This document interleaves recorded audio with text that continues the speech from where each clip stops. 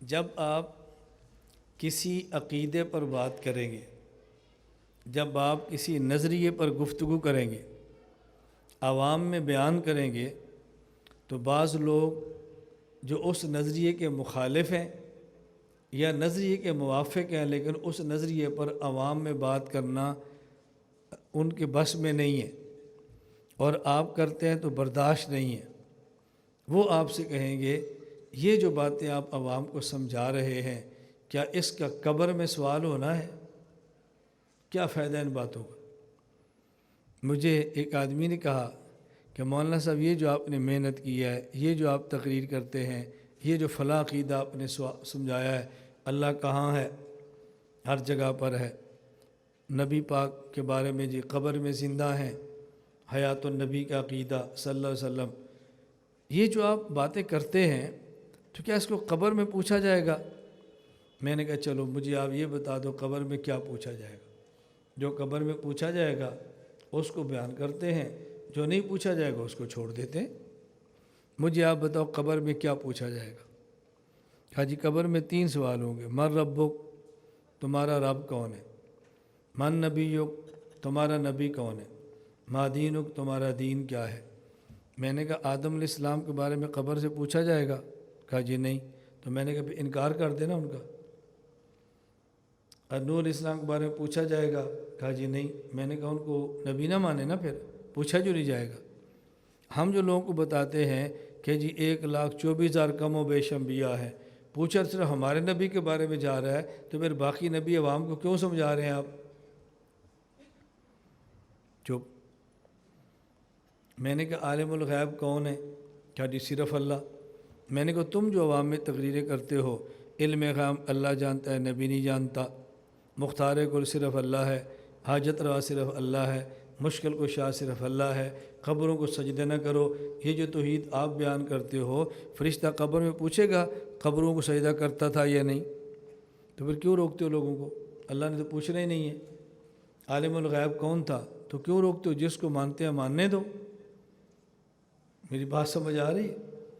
میں نے کہا نماز پڑھنی چاہیے؟ کہا جی ہاں۔ میں نے کہا دیکھو تبلیغی جماعت بنی ہے، گشت ہو رہی ہے، نمازوں پر لا رہے ہیں، پورے 6 نمبر بیان کیے جا رہے ہیں، مجھے بتاؤ ان 6 نمبروں میں سے کتنے نمبر ہیں جن کا قبر میں اللہ پوچھیں گے؟ سناؤ 6 نمبر پوچھیں گے؟ کہا نہیں۔ تو میں نے کہا بھائی چھوڑ دینا بیان کرنا۔ میں نے کہا یہ بات نہیں سمجھ آ رہی، ایک جو بات ہم کہتے ہیں اس پر تو اعتراض ہوتا ہے کہ قبر میں پوچھا جائے گا کہ نہیں، تو جو باقی کام ہو رہے ہیں ان کے بارے میں بھی پوچھا جائے گا۔ اب پھر بندے کا تھوڑا سا ذہن کھلتا ہے کہ ہم کیا کہہ رہے ہیں، ہم کیسے تردید کر رہے ہیں، کیسے انکار کر رہے ہیں، اب ذہن کھلتا ہے۔ میں نے کہا بات سمجھو، آپ بھی سمجھو، سوالات کے جواب سیکھو، بات کرنا سیکھو، خود سمجھو اور دوسروں کو سمجھاؤ۔ میں نے کہا جب فرشتہ پوچھے گا نا من ربک، تیرا رب کون ہے، اس کا مطلب ہوگا وہ رب جو عالم الغیب ہے وہ کون ہے، وہ رب جو حاجت روا ہے وہ کون ہے، وہ رب جو مشکل کشا ہے وہ کون ہے، وہ رب جو بگڑیاں بناتا ہے وہ کون ہے، وہ رب جو اولاد دیتا ہے وہ کون ہے، وہ رب جو عزت دیتا ہے وہ کون ہے، وہ رب جو رزق دیتا ہے وہ کون ہے۔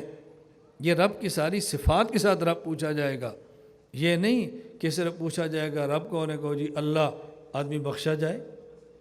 تو قرآن کریم تو کہہ رہے وَمَا يُؤْمِنُ أَكْثَرُهُم بِاللَّهِ إِلَّا وَهُم مُشْرِكُونَ، اکثر لوگ ایسے ہیں وہ کلمہ بھی پڑھتے ہیں مشرک بھی ہوتے ہیں۔ اکثر لوگ کلمہ بھی پڑھتے ہیں مشرک بھی ہوتے ہیں، تو کلمہ کو بھی ہو اور مشرک بھی ہو، یہ 2 چیزیں کیسی اکٹھی ہو سکتی؟ میں سب سے آسان مثال دیتا ہوں اس کو سمجھانے کے لیے۔ ہم کلمہ کیا پڑھتے ہیں؟ ذرا سب پڑھو، لا الہ الا اللہ محمد الرسول اللہ صلی اللہ علیہ وسلم۔ قادیانی کون سے کلمہ پڑھتے ہیں؟ بولو نا، یہی کلمہ۔ وہ مسلمان ہیں یا کافر؟ کلمہ بھی پڑھتے ہیں کافر بھی ہیں، یہ کیا ہوا؟ اب آپ فوراً سمجھاتے ہیں نا کہ نہیں بھائی، وہ جب محمد رسول اللہ کہتے ہیں تو اس سے مراد ان کی ہمارے حضور نہیں ہوتے، اوپر سے یہ پڑھتے ہیں، اندر سے ان کی نیت ہوتی ہے مرزا غلام احمد۔ اب میں آپ سے پوچھوں بھی آپ نے اندر کیوں کی بات کی ہے؟ اور جی ہیں ہی مرزئی، اگر اندر سے اس کو نبی نہ مانتے تو پھر مرزئی ہوتے کیوں؟ وہ کہتے ہم مرزئی نہیں ہیں، چونکہ آپ مرزائیت کو سمجھتے ہیں، یہ بات آپ نے فوراً سمجھ لی ہے۔ یہی بات تو قرآن کریم کہہ رہا ہے وَمَا يُؤْمِنُ أَكْثَرُهُم بِاللَّهِ إِلَّا وَهُم مُشْرِكُونَ، اکثر لوگ ایسے ہیں کلمہ بھی پڑھتے ہیں بھی مشرک۔ آپ سمجھ آ گئی؟ نظر اللہ نیاز اللہ، یہ ہے مومن۔ نظر اللہ نیاز حسین، اب دیکھو کلمہ بھی پڑھ رہا ہے اور بندہ بھی ٹھیک نہیں۔ ایاک نعبد و ایاک نستعین، یا اللہ مدد، ایاک نستعین یا رسول اللہ مدد۔ فرق پڑ گیا نا؟ ایاک نستعین یا علی مدد، ایاک نستعین یا غوث اعظم مدد، فرق پڑ گیا نا؟ یہ ہے وما یؤمن اکثرهم باللہ الا وهم مشرک۔ تو قبر میں تو پوچھا جائے گا من ربک، تیرا رب کون ہے، اس کا مطلب کیا ہے؟ من نبیک، تیرا نبی کون ہے، اس کا مطلب کیا ہے؟ پوچھا جائے گا۔ کس نبی کو مانتے ہو؟ وہ جو معصوم تھے؟ جنہیں معصوم تو نہیں تھے، تو تم نے کون سا نبی مانے؟ کس نبی کو مانتے ہو؟ جن کی ذات بشر تھی اور صفت نور تھی؟ نہیں جی ذات بھی نور تھی، تو تم نے کون سا نبی مانا پھر؟ ایسا کون سا نبی ہے جو اولاد آدم سے نہ ہو؟